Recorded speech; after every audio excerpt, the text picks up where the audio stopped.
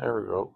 Hey, good morning, greetings and salutations. This is part two for the end of the live stream. Earlier today, we were running a little long, so we're doing this in a follow up post. Got, oh, we got to stir that. My goodness. For some reason, some of these cans,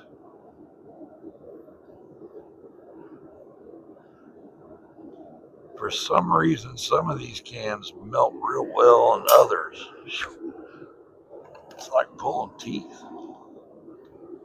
Boy, that bug made a mistake. It just flew right into that furnace. All right, two more cans to go.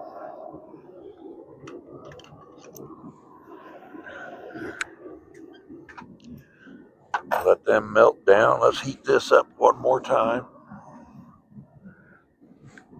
I don't want to have no incidences. So I hope everybody's doing okay. It's been a pretty good live cast this morning. Didn't have a great turnout, but it was okay. I mean, I was happy with what we got. I'm always happy with what we get. Uh, this is going to be a longer than most video for me because normally I try to keep mine under 3 minutes, but where this one will probably be considerably longer. So if you're the first time following me, I do a little bit of everything. I'm going to have a probably 2 to 3 part series coming up, like 10-15 minute videos where I'm repairing a treble sewing machine in the shop. A gentleman sent it to me, and he even gave me the back history on it here. Hang on a second, I can tell you. Let's see here. Give me just a second. I'm sorry I didn't have it pulled up. I just thought I'm. All right. So let's get up to where he was telling me. All right. His great great grandmother passed away at 58 years old. She was born in Iowa, survived a Spanish flu while losing 2 children 2 days in a row, a son named Willard and a daughter named Ruth. The machine appears to be manufactured anywhere from 1912 to 1930. Oh, he found a serial number on it and looked it up, and it was 1902. So we don't know if that's when it was purchased, but that's when it was made. So it's over, wow, it's over practically a century and a quarter. So that's way cool. But yeah, I think the problem with it is it's got the treble part that you pedal and flip the machine up on looks solid, but the two sides got drawers for your bobbins and pins and needles and whatnots. And over the years, picking them up, it's just come loose and falling apart there. So I'm going to go in there and take those off and sturdy them back up. And with all the good luck, we're going to make it as good as new. All right, I can see that's good and hot. It's smoking. All right, where are we at with our cans that we added? We're hot, hot, hot, hot.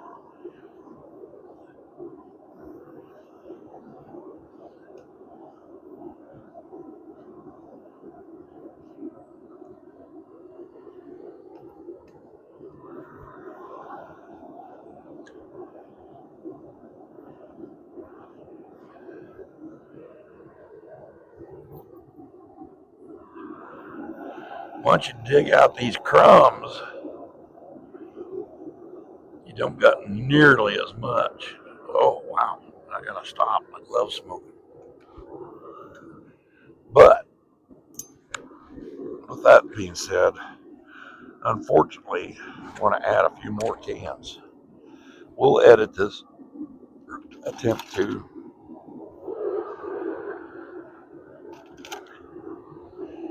and see how we'll go here.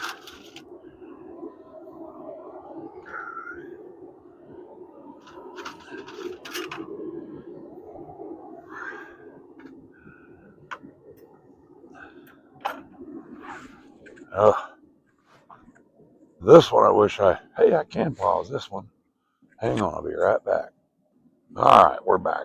I went and gained a footstool here. So yeah, we're rolling in tall cotton right now. Now, my tank, I'm running low enough temperature so the tank's not freezing up, which I think all that really does is restrict the flow of propane, propellant. There's no propellant in there. It's just propane.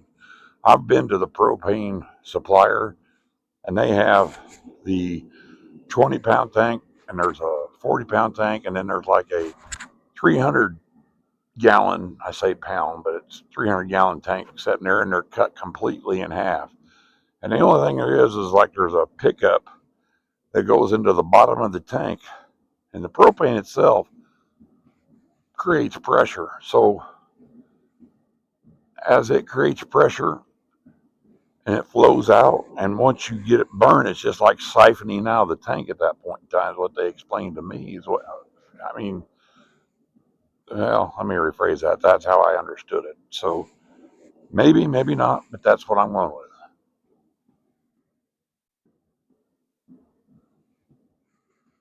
Man, I love shooting these outside. I'm just hoping the weather holds out for the next few Saturdays and be able to do that for a while.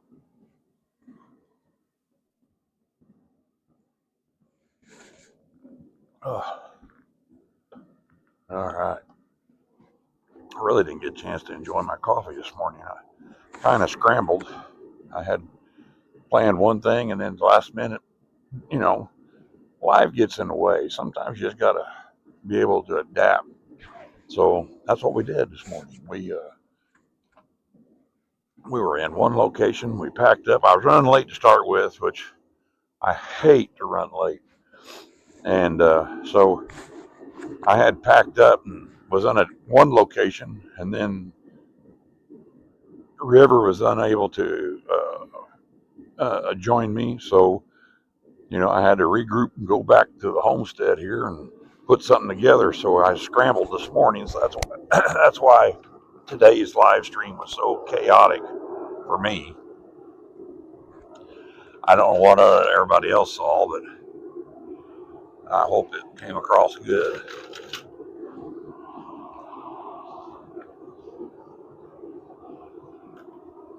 All right, here we go.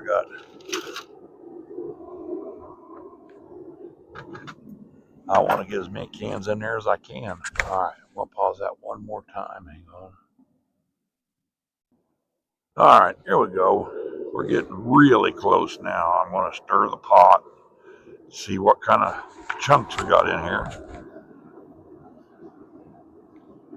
Because the more cans you add, the more trash you get. I mean, like I said earlier, yes, in the first part, you wind up getting paint, chemicals, sealers. You know,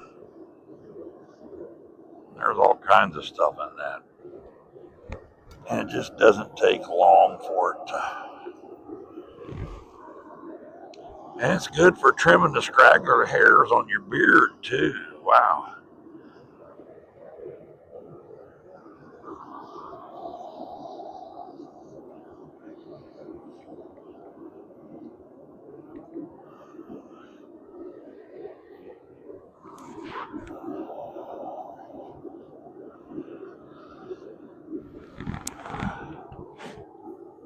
Oh, yeah, I brought me a cheater out.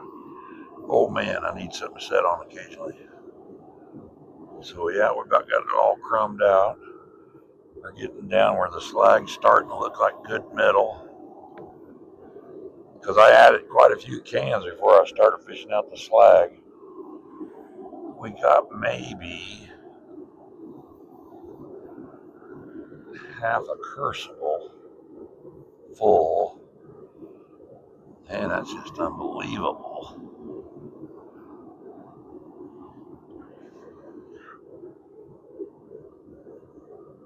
Look how hot my spoon got.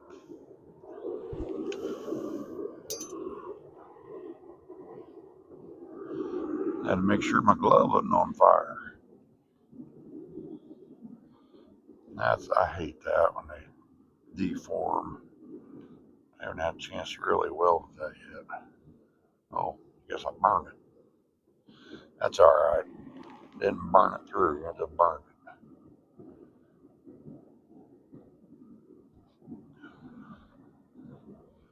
Well, I mean, ideally it's a welding glove. It's not really a forge glove. I mean, they make such a thing, so. Alright, so let's try this. We already preheated our metal, our mold. Looks like I need to turn that down just a little bit. Alright, so we preheated our mold. It's dried out. So let's turn off the forge. Okay. Oh, man, that's been roaring for an hour and a half. Alright, so let's scrape that off. Here we go. First time in this mold.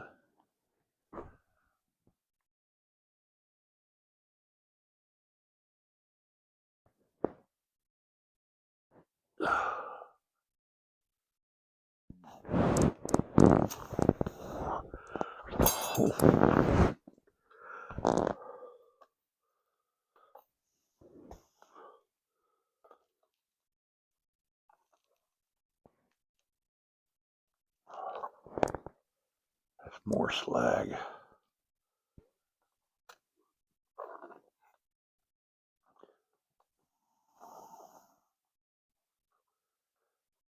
Now you gotta keep in mind, by the time you feel the heat, it's already too late. It's time to sling your glove off.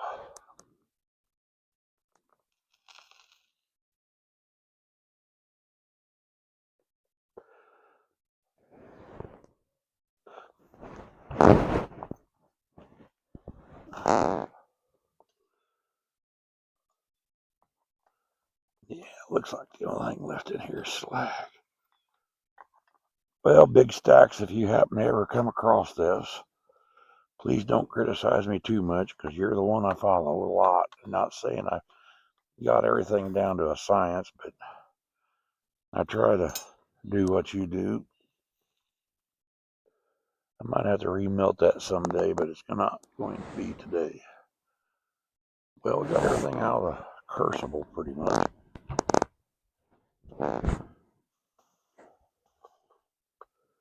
Probably really just shouldn't set that on the ground. Trying to get, my tongs are starting to get hot.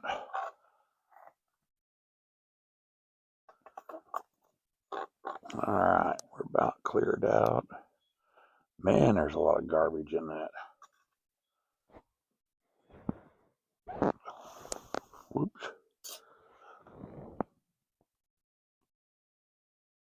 Nope. Nothing's pouring out of that.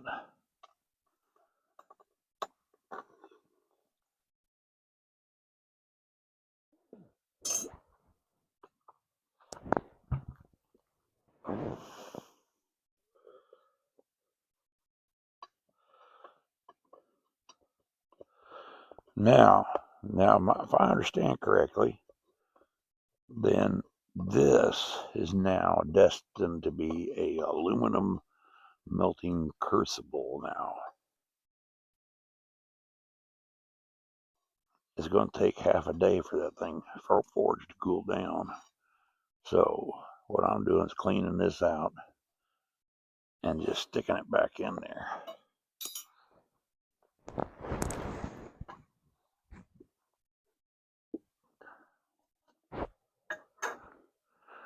All right, now I'm going to pause that one more time.